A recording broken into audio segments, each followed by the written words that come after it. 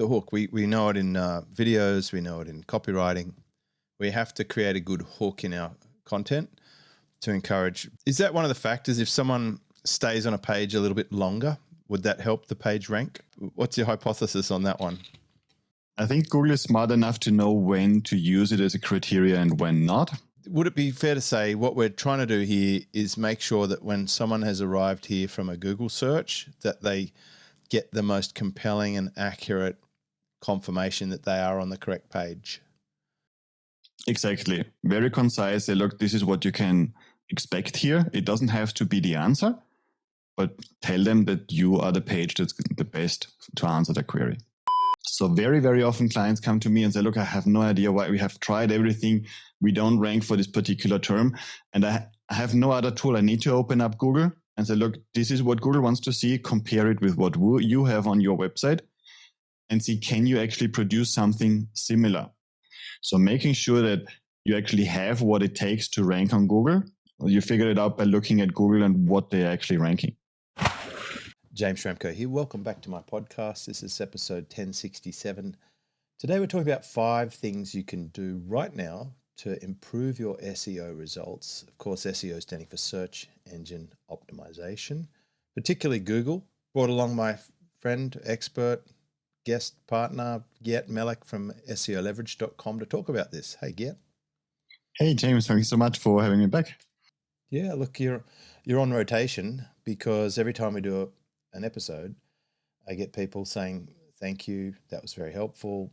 And I think it is a moving target, this SEO thing. And it's nice to keep tabs on what's happening. But also it's really good to have actionable insights and things that we can actually do to get results. I want to give you an update, actually.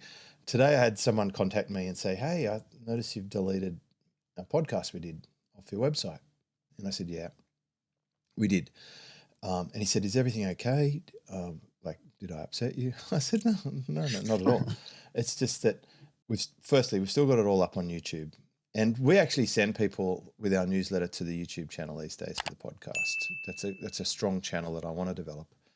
And partly because YouTube seems to be dominating the search results for the topics. And I figure, well, if they're owned by Google and they're getting promoted in the channel, that's okay to do that.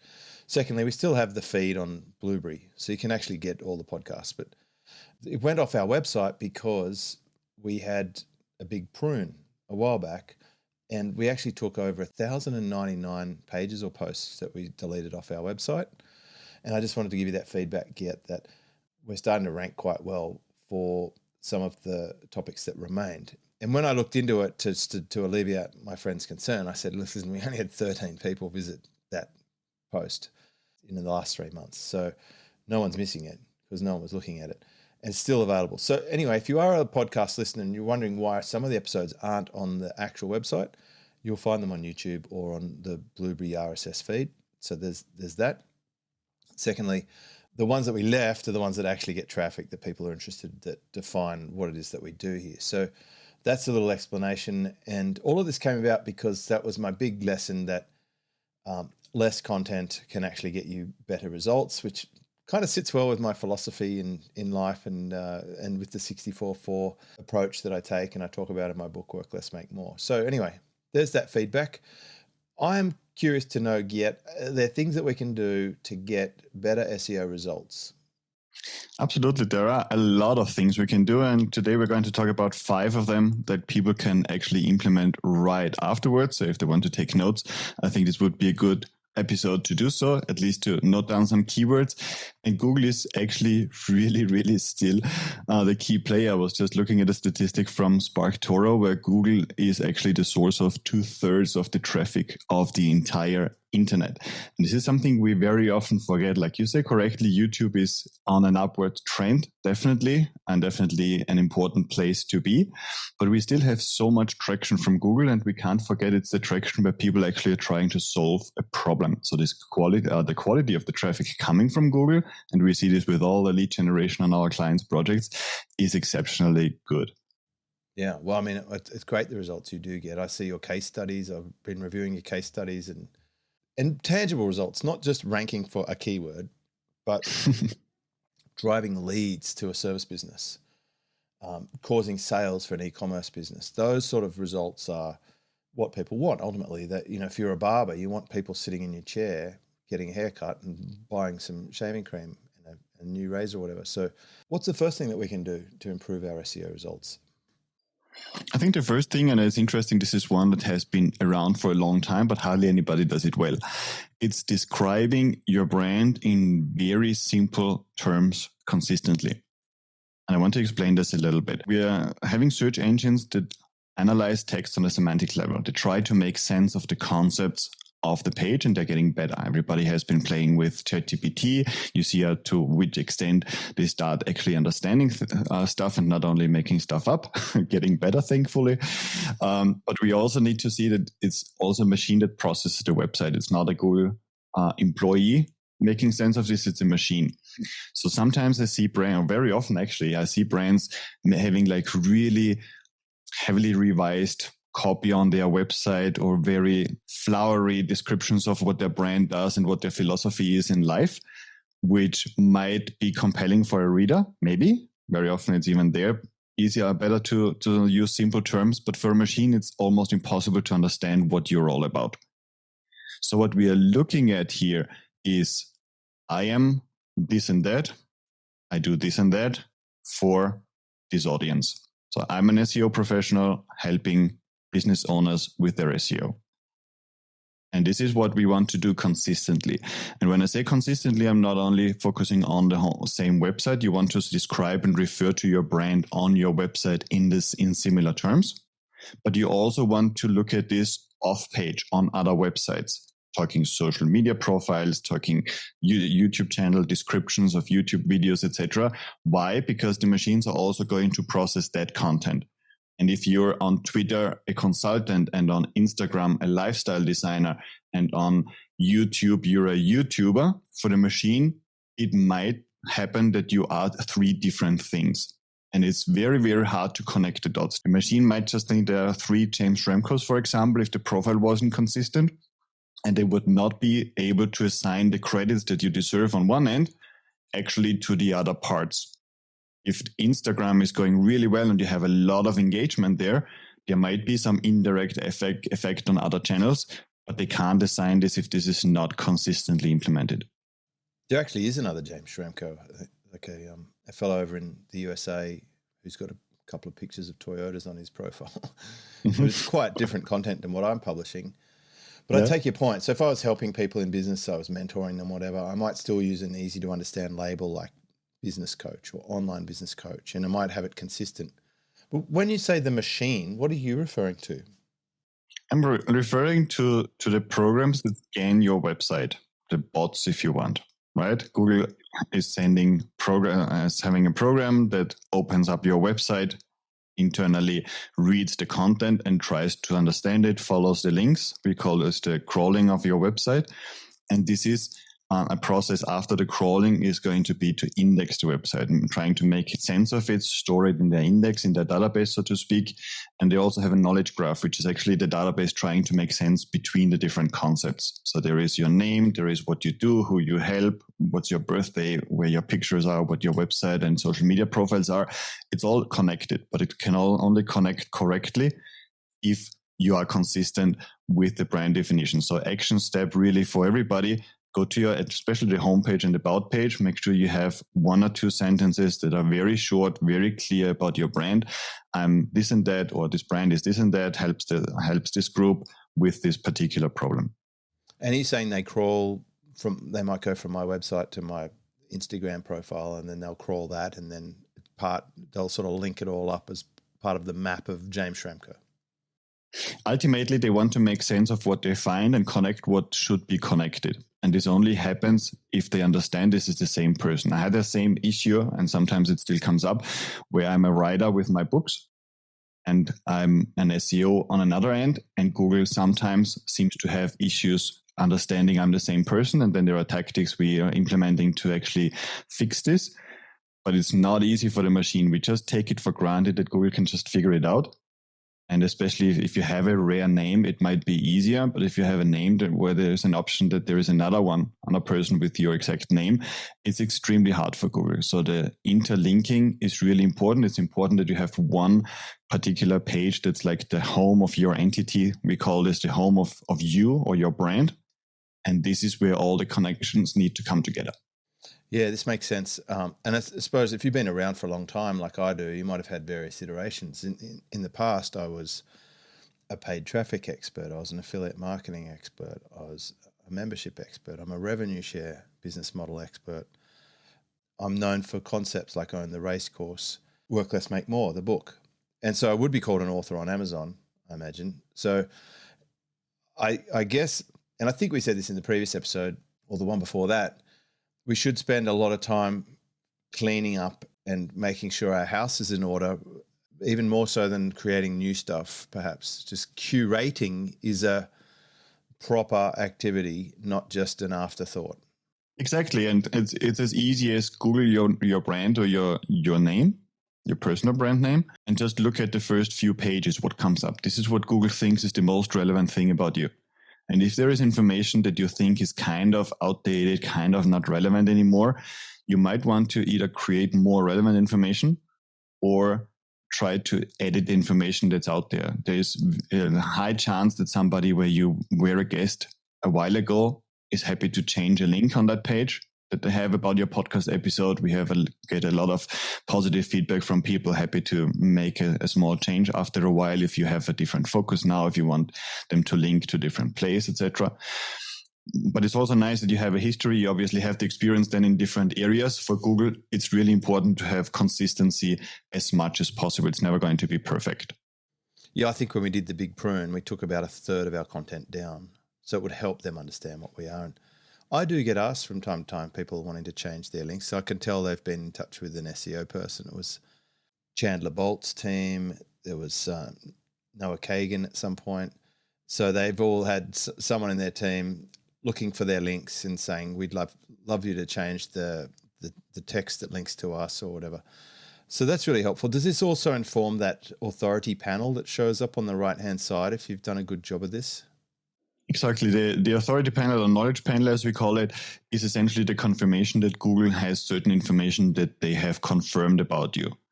So you put in Barack Obama, there is a lot of information they have just confirmed and have been educated. Google has been educated by different sources they trust about this particular brand. Like in your case as well, if I type in James Schramko, there's a knowledge panel showing up and Google has enough information about you that's consistent, that they say, hey, this is actually the truth.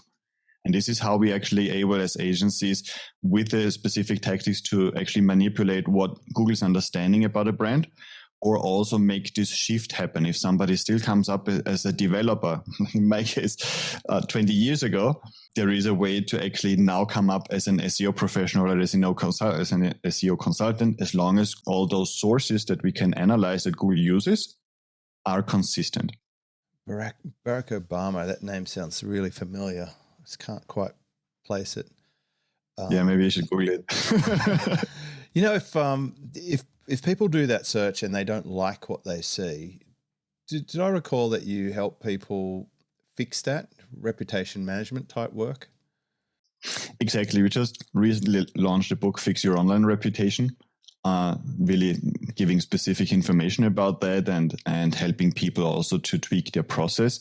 And we specifically work with brands that are actually losing a lot of money just based on what is coming up for their brand name or for the personal name, some historic things that are not related, for example, some negative press, etc., just to make sure that people get the best information when they, for example, have seen an ad from your campaign on Facebook. They might Google your brand and you really want to control what's coming up there.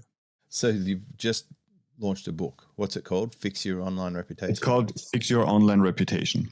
Where do you get that? You can get it on Amazon. Okay, cool. Well done. I didn't know that when I asked that question. It sounds like such a setup, but it says what it does on the tin. I think that's really great. So just in summary, the first thing we can do is describe our brand in really simple and consistent terms on every property that we can. And the way that we could check it is Google ourselves and see what's coming up on the first few pages and then go and change them if possible, or ask people to change them if it's on a third-party site. Got it? There you go. What's the second thing we can do? The second thing is focusing on the top section of your website. And this is where I would want everybody to think how they behave when they search for something, click on something. How much time do you actually spend on a website before you think this is not what you were looking for? I remember a conversation I had with Greg Merrilis actually on my podcast at SEOLeverage. Where we discussed Greg Merrilis from studio1design.com. He always he'll send me an email and he'll be saying, I laughed or I spat my coffee out when you mentioned that. I do try and give him a shout out because his designs are obviously amazing, and he's the one who does all our websites and so many of my clients. So a true fan of this podcast has listened to every single episode ever. Definitely. I love working with him, with Greg and his team. And I remember him saying that there are, I don't remember, sorry, Greg, if you hear this, I don't remember the milliseconds you told me it was, but it's like you have a fraction of a second where somebody's going to already figure out whether this website is for them or not. And design plays a big role, but at some point they're also going to start reading the words. So that what we want to assure is that the most relevant stuff is on top. And if you think about a long article you open up on a mobile phone, there's a long scroll bar at the side that you very quickly notice. And you say, this is eternal. This is 5,000 words. I'm not going to scroll all the way down to see if the last paragraph answers my question. You need to make sure in the top section of your website that you confirm what readers are going to take away from this. So very often we recommend putting key takeaways on top, like in a bullet point list, put a table of contents on top. This is specifically for articles, not something you would do on a service page, just visually and for conversion purposes, but definitely on an article where there are different sections, you want to enable people to jump down to the section they're actually interested in. And you want to tell them at the beginning what they can expect, because this is going to keep people longer on your site. It's going to keep them more engaged. And the chance that somebody jumps up who you could actually help is much lower. So when we said at the beginning of this episode that we have 5 tactics you can implement, that was a pretty clear promise. And so we call this the hook, right? The hook. We know it in videos. We know it in copywriting. We have to create a good hook in our content to encourage. Is that one of the factors? If someone stays on a page a little bit longer, would that help the page rank? That's up for debate. That's up I know for it's debate. not published. What's your hypothesis on that one? I think Google is smart enough to know when to use it as a criteria and when not. Somebody is searching for the height of the Eiffel Tower, landing on a page. Even if they click through, probably they get the answer already. Even if they click through to the page, Google is going to know that this is not a criteria for the success of this search. You're not going to have to go to a page to find that. I'm almost certain that the world's largest scraper would give you that answer without having to even click on a site. Exactly, but it's even about this. I think they show it even in the search box. You don't even have to hit enter. That's it. It is. The height of the Eiffel Tower, 300 meters, 330 to the tip. There you go. And another one says 324. So I didn't even finish my search. So whoever's publishing that content's not getting the click. Yeah. But the interesting thing is also for definition. Somebody searching for a definition, for example, and even if it's not the featured snippet that's showing up right on top with the definition embedded in the search, Google will know that somebody searching for the definition is not going to spend a whole lot of time on a particular page. However, somebody searching for marketing tips or email marketing subject lines, they are going to spend some time. So it would make sense for Google to take whatever data they have about it into account. And my theory is they do. Right. So tactic number 2 that we can do is we can focus on the top section of each page to improve the experience, to intrigue people to continue on in that page. Would it be fair to say what we're trying to do here is make sure that when someone has arrived here from a Google search, that they get the most compelling and accurate confirmation that they are on the correct page?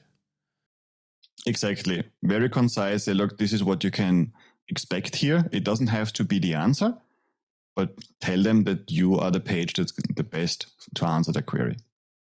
Well, I don't think there's too much to discuss around that particular one. Let's move on to tactic number 3. Technique number 3 is about internal linking.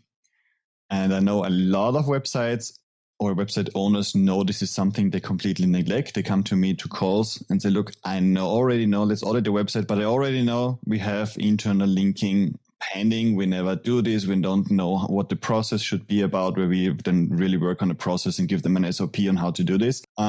For me, it's important that people take here away that Google and all the other AI engines are getting better with context.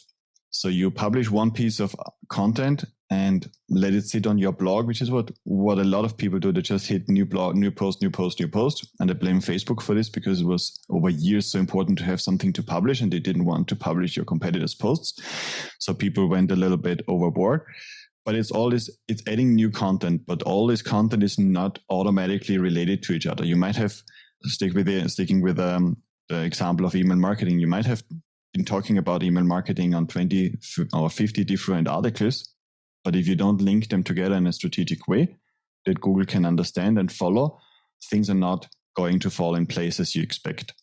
So it's on the one hand, it's about context. So imagine you have an article about email marketing and you have another one that's about opening rates. Once you link them together, each article is going to start ranking for long-term keywords from the other one because they are now in context and they weren't before. So the opening rates article is going to rank first only for opening rates or mostly for opening rate stuff. And the other one only for email marketing. But once you link them together, email marketing open rates is suddenly going to be a keyword you have access to because you make the connection happen. You give Google a better understanding how your content is related, and you are going to get better traffic, which is ultimately something I'm very big on because traffic is quote unquote easy to get. Good traffic, not so easy if you're not strategic about it. I've got questions around this for context. At one point, I had a couple of thousand domain names and I had 1,000 blogs, and I had some custom software written that could, I had my own ad server and I could log into a dashboard, type any word, and then it would go across the 1,000 sites and find that word or phrase, and then it would link them between each other. And so I could rank really, really well for that word with the anchor text controlled as well. It did also some other tricky stuff, like for Microsoft, when it showed in Microsoft, it would actually rotate the links each time so that it was constantly generating new links. Anyway, this was a long time ago. But it did remind me there are some plugins for WordPress, for example, that will automatically start linking up words between your site. I'm wondering if they're still around and are they any use? They're definitely still around and they're slowly getting to a point where I might also consider using some of them. I'm rather conservative with my SEO approach, so I like to have more control over when I want to place a link. Also, you want to look at conversion as well. If you add those plugins, you have to check if you might have a paragraph that has 18 links going out, just because over time you just add more words that you want to link. And it's going to add up and you suddenly have a paragraph which pretty much consists of links and is not going to have a good conversion rate and the links are not getting clicked anymore. I think it's much easier than that. It's as easy as tweaking the process and making sure that whatever you put out starting today has a few links in there to content that you know you want to push. And this is where we inform our clients specifically in the consulting and say, look, this article needs some more internal linking. We did this recently with a revenue share article on your website where we told your team on Slack, please, can you put some more internal links pointing to this particular article? We think it can get more authority and context this way. And this is really the important point. It's also about authority. If you have, and did it work? Actually, it did, absolutely. You landed on page 1 there. Yeah, I remember that. So in that case, my team will go and search my blog for anything related to revenue share deals. And when they find posts that's not linked, they could link that back to the article that we want to rank. Is that right? Exactly. In many cases, we will even show them a spreadsheet with passages that we have found that would be relevant with suggested anchor text that they can highlight and link. Making it too easy. It's just giving it to them on a platter. So here's the article. We really want to facilitate the process ultimately, yeah. Yeah, so that's what you do as a service. I mean, I love that. I was just thinking, I hope my team's listening to this particular episode. And then I remembered, of course they are, because they edit it and publish it and do everything. So I'm hoping this is happening. But what I'm hearing is, before you go down the automation route, it might be a good idea to do some manual internal linking to really take control of it, and so that you don't go berserk, because sometimes those things can play up and get a bit hyperactive, right? Exactly. And you might end up looking like Wikipedia, which is definitely user-friendly for an encyclopedia, but maybe not the right thing for a service business. But there's a second aspect to internal linking I want to mention as well, which is actually driving authority to certain pages. So if you think about authority, this used to be called PageRank and link juice. It's all the same thing. Let's call it authority, right?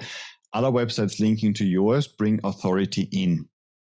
Your internal linking takes this authority and distributes it across your page.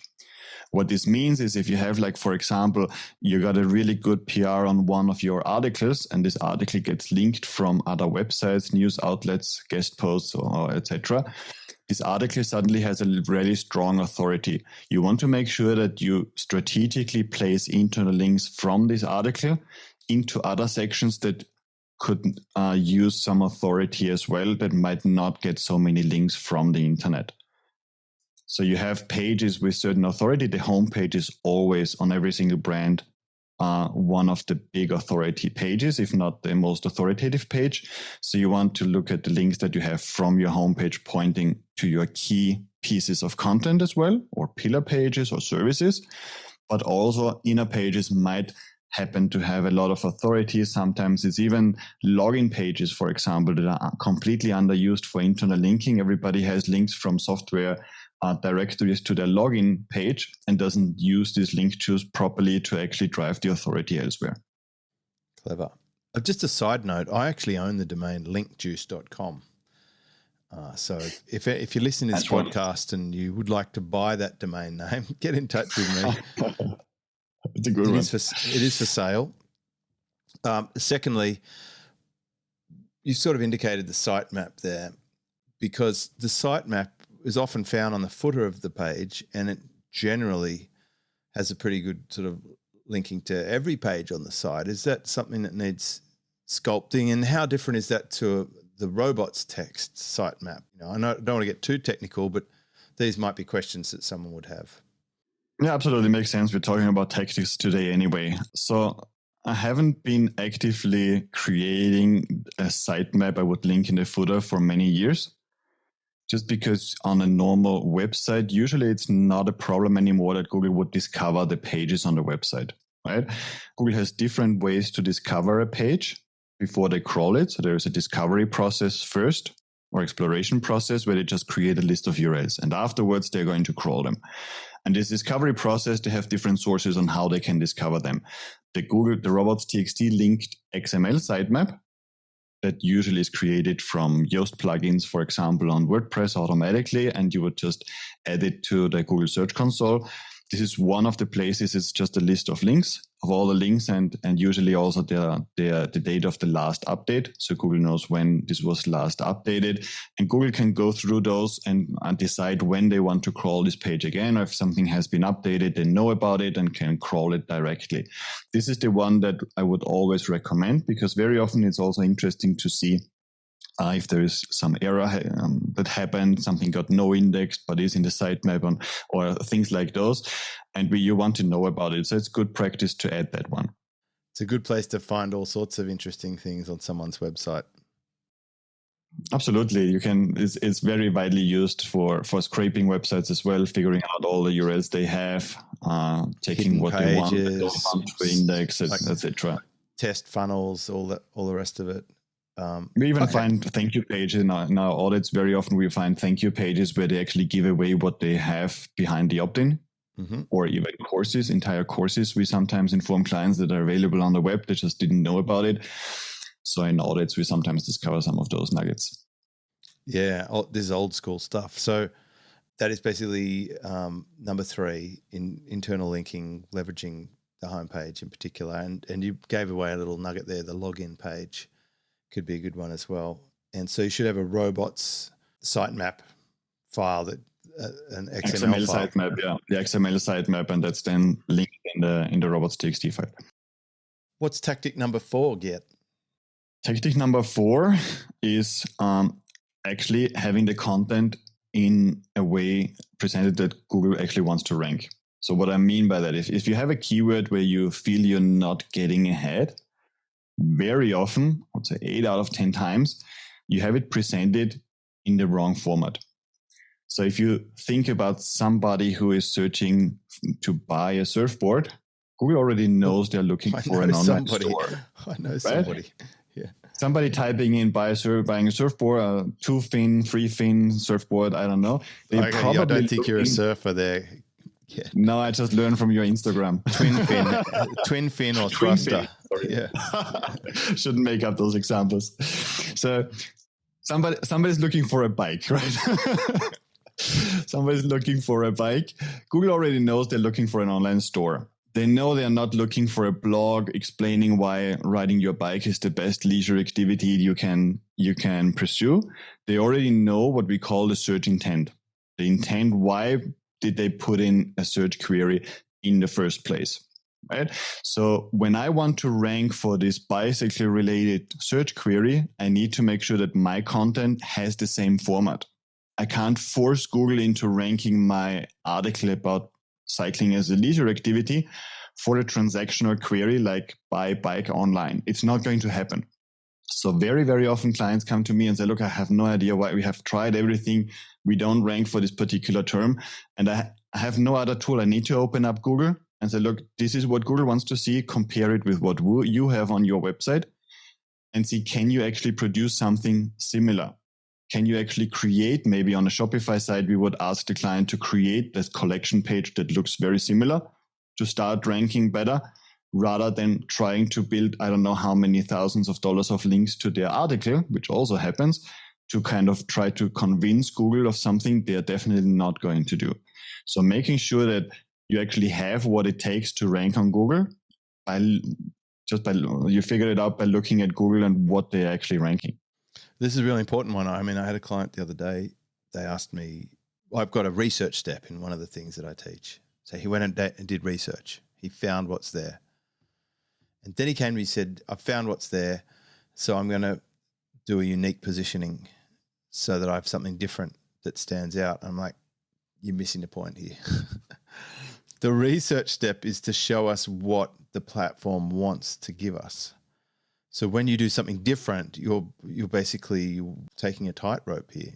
Like, you're risking everything because you don't know. Like, if you were to make something quite similar to what they've already proven they want to present, that they want to serve up, they want to show, that would give you a much safer starting point. That's the bullseye. Don't go too far from the bullseye with your piece of content, because otherwise it's a risk. By all means, take risks after you've done something like that. So this is a critical point. Buying more links or trying to promote something that they don't want to promote is not going to get you it might get you the reverse result than you want. It could actually expose your website as trying to manipulate, and then they may get pushed further away from their goal. Exactly. And first, you just really, to your point, you want to fit in, and then you want to stick out. This is how I explain it to my clients. First, you need to fit in, so Google actually knows what kind of animal you are, right? So now I know that you fit into this group. Now we have the traffic, we have the people on the website, and this is where we, through the offer, through the copy, etc., we can start to stick out. So basically, we should get on the train with everyone else, and then we can move the carriage. There you go. Okay, I like that. So working on your search intent and making sure that you've got the right kind of content and having a big clue as to what's already out there and doing well. What is number 5? Tactic number 5. I know you've saved the best to the last. Do we do a drum roll or something?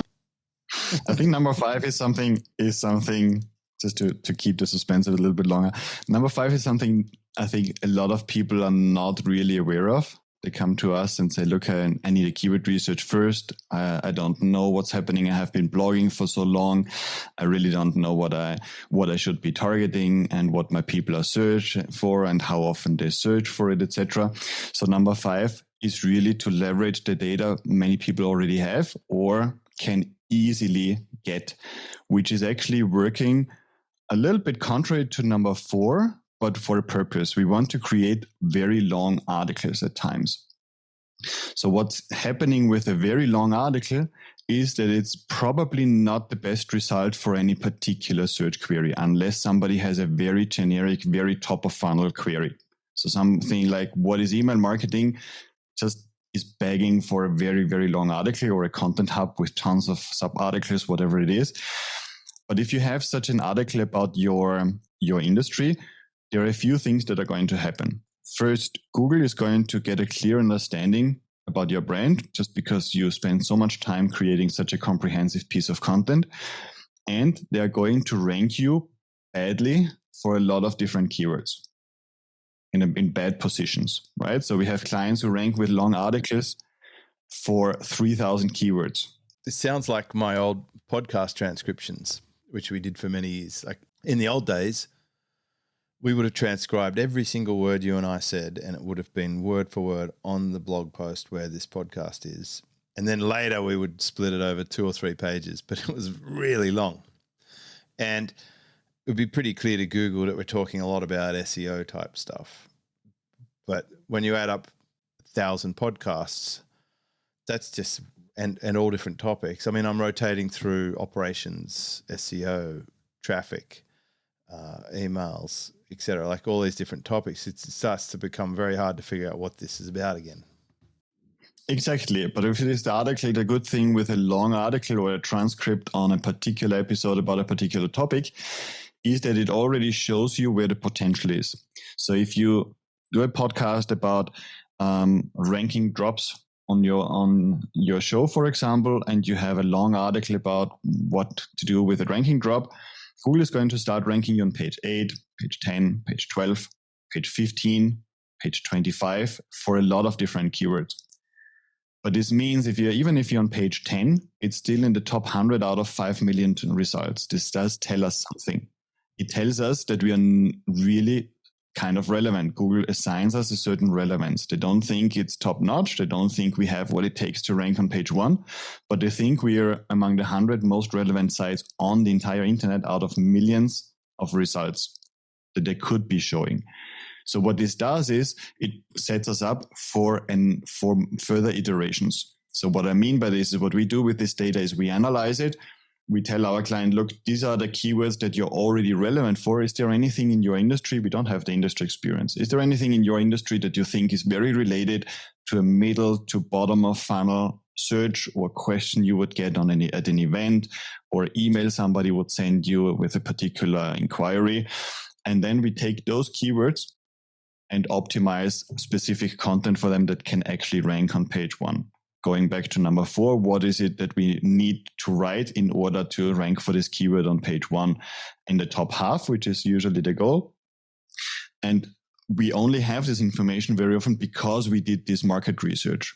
The keyword research is mostly going to rely on tools which do some analysis on the internet as well, and might go to Reddit and might go to Quora and extract some questions and things like those. But very often it really takes actual users. And this is where very often also Google Ads is handy to have for data mining and see how do people actually phrase this, how do people actually search. We can get this information from Google Search Console and from other tools as well. Where do we come up in bad rankings? And then iteratively go through those keywords, go through this information, and then create content in a space where Google already assigns us relevance. I like that. I mean, it kind of reminds me of, I published a lot of podcasts and then we went through the site and found which ones are we ranking for, which ones are aligned to the kind of solutions that we provide, which ones make strategic sense, which ones are actually getting the visits, and then which ones don't fit into any of those categories. We should delete them, like 1,099 pages. That was the strategy was publish a lot and then prune. So you're saying do one long post. When you say long, you said 3,000 or 4,000 words? Probably a few thousand words. So just imagine you can do this now with AI assisted. Actually, you just talking to your phone for 10 minutes about your industry. There's probably enough material with some tweaks and edits to get a really good long article about your industry out. This could be like an introduction to XYZ industry. and you talk about everything that comes to your mind. This is usually a good setup, a good initial context to create a very, very long article. If it's 8,000 or 5,000, it really doesn't matter that much. A long article with a lot of different, very focused information and topics and tips about this industry, and then you let it sit there for a while. And after a while, you're going to see there's a lot of information. If you already have a lot of content, chances are you don't have to write it right now. You probably have so many different articles about your industry already that with auditing the Search Console information and a simple SEO project, we could already extract this information and tell you, look, you're really relevant for this set of terms, for example. Most people should probably have an hour's worth of content on their About page that they could transcribe. That would be a good sort of setup. Mm-hmm. Exactly. Okay, so the fifth one was long articles that expose you to organic market research that allow you then to make better decisions on where to go specific for your targeted campaign. Exactly, because it also shows you where you can actually rank. So it's one thing that you do a keyword research and know, hey, there are 10,000 people searching for this particular topic in the US. It's another thing that I'm already among the top 100 that can actually rank for a particular keyword. So we do this with our keyword research directly. So we just grab this data, but I know that a lot of keyword researches are really just based on fresh information from tools rather than taking into account your website and what you can actually realistically aspire to. Love it. So to recap, we've talked about tactic 1, describing your brand in very simple, consistent terms. Tactic 2, focusing on the top section of each page. Tactic 3, internal linking, especially the homepage. Tactic 4, content based on search intent. And tactic 5, long articles as organic market research. These sound like little mini projects that a team might embark on to tick all these boxes. Is that the kind of thing you can help them with? Exactly. So we have both. We have clients on retainer where we consistently do like all kinds of things or consistently help their team like we do with you. And we have one-off projects as well where we actually just look at the internal linking or just really look at specific parts of the website in order to make them work and then work project by project in order to make the situation for this particular site better. So this is usually in a conversation where we decide which approach makes the most sense. Sometimes it doesn't make sense to go into a full retainer right away, but there is a lot of value in tackling a particular area of their site's SEO as a one-time project and take it to the next level this way. I love it. Well, this episode's brought to you by SEOLeverage.com. Yeah, what a fountain of knowledge you are. I love chatting with you because it's really good to get an up-to-date picture of what's working. It's still interesting to me, this whole thing, SEO. And like you said, Google is such a monumental website. It's just driving so much traffic. It's good to participate in it. I'm glad we have you on our team and we've benefited from that. So personally, thank you. And I know the service works really well because we get great results from it and continue to do that. So thank you very much. I hope we'll get you back to talk about something else new and interesting. And if you do need help with your website, with your SEO, if you want to take on a project or look at a retainer or get your reputation sorted out, I would recommend you get in touch with Gert at SEOLeverage.com. Thank you so much, James. Always a pleasure. This is James Schramko.